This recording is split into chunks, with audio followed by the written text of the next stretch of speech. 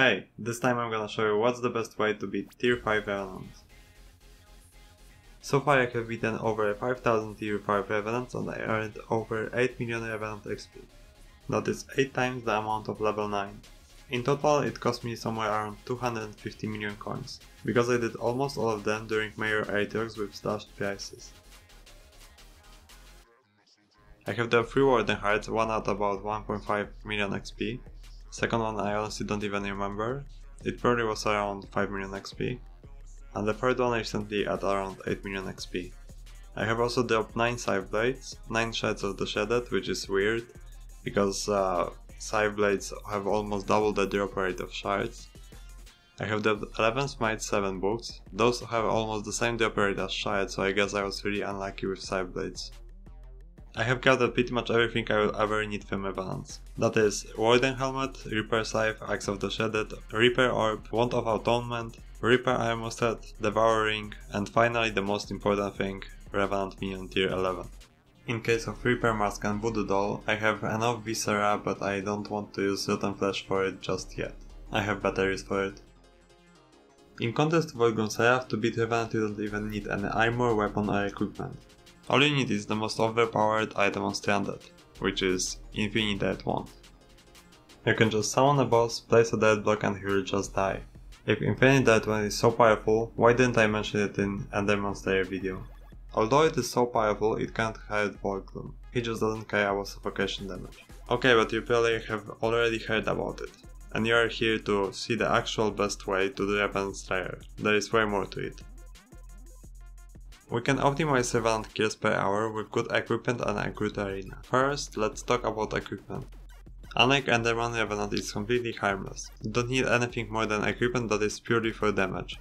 The best item you should use are Axe of the Shredded for dealing additional damage on top of suffocation damage, full set of Reaper armor which is 3 pieces that allows you to wear a Warden helmet for even more damage. You should also get a lot of accessories with silky power, high combat and foraging levels, and other minor things that may boost your damage. Overflags give you some strength, but it isn't really worth the effort. Also, for increasing spawn rate you should use a wolf pet, and switch to Black Cat and eventually a Megalodon, for extra magic find when killing boss. I don't think that it is worth the effort to use any kind of damage pet.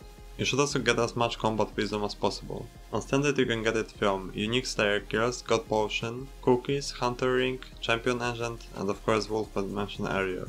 There is also this new accessory that just came out called Blue But Red Abbey Case, for extra 1.5 wisdom.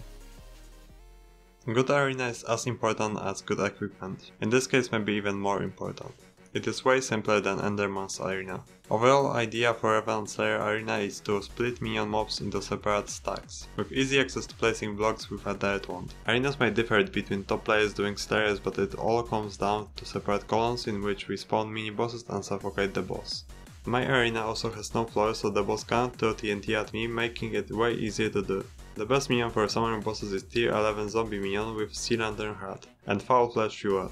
On Standard we have special Sea Lantern Hearts that make zombie minions into Lapis zombie minions. Those give extra XP and you have a chance of dropping an EXP Share Core, although at this point I might have a bit too many to use them all.